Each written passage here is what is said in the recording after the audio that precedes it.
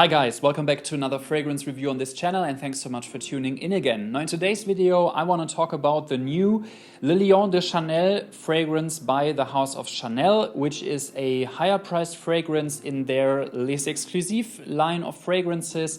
So that means the higher priced Chanel fragrances that you are going to get from this house.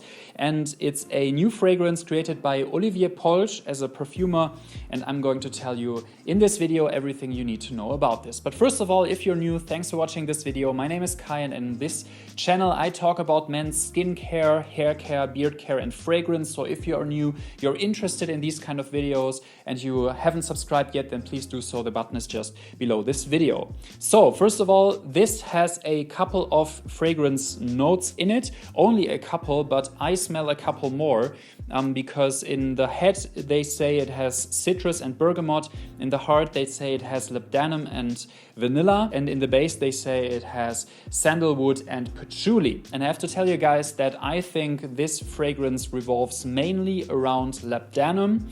There is not too much citrus notes in it, so in the first few minutes after spraying this you will notice a citrus / bergamot kind of citrusy thing going on, but that will vanish very quickly, and this fragrance really revolves around labdanum, which is a resin that is created, that is used to create amber fragrances very often. So this resin plus some other components typically make this amber scent, so this is probably designed to be an amber fragrance because it mainly revolves around labdanum. What kind of confused me is that I don't smell any sandalwood, I don't smell any patchouli, but I get a lot of how do they say, aldehydes, yeah, that's the word, because that's what usually makes up this typical Chanel DNA.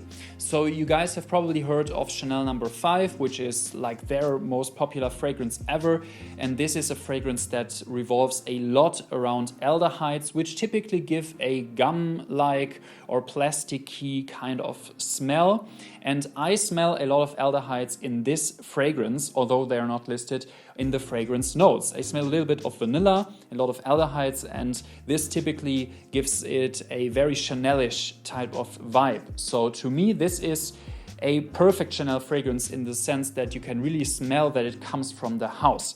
But I have to say that in combination with the labdanum, this makes it almost a leathery type fragrance. So I asked a couple of people in my surroundings after trying this, and I asked them, what does this remind you of? And they all said either like horses or leather. So it really gives off a leatherish kind of vibe to me. It also has to me some kind of powdery aspect, although technically there are no powdery notes in this fragrance. So there is really a lot going on and it's really kind of a black box. But to me, this is mainly a leathery fragrance that has a very typical Chanel vibe to it, and it has a little bit more of a citrusy opening in the first few minutes, but that's mainly it. And it really stays the same after like half an hour, so it really stays this labdanum-centric, leathery type of Chanel fragrance.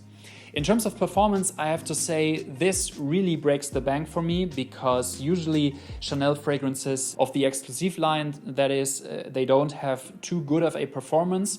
I know that they were once eau de toilette concentration, then they did a reformulation thing, and basically after this reformulation they were all kind of shitty in terms of performance, at least that's my opinion.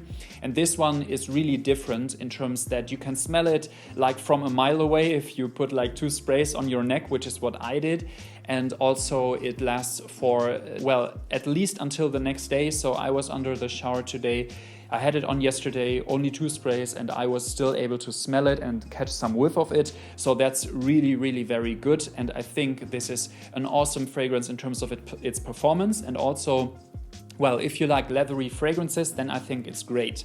However, I cannot tell if it's unisex or masculine.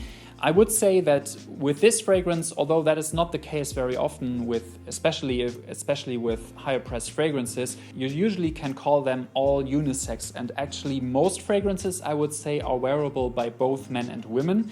But with this one, because it's so crazy leathery and it's really quite dark, I would say it's probably a masculine centered fragrance. So if you are a man and you like ambery fragrances or leathery fragrances, then this is probably one for you to try. But anyways, guys, Le Lion de Chanel for me is probably their best release yet, because I think their other fragrances are really quite classical in terms of what they smell like. So they are really pretty classical and basic masculine and feminine fragrances. They are very good, very well done, except for maybe their performance, but they are very classical, and this is really something different.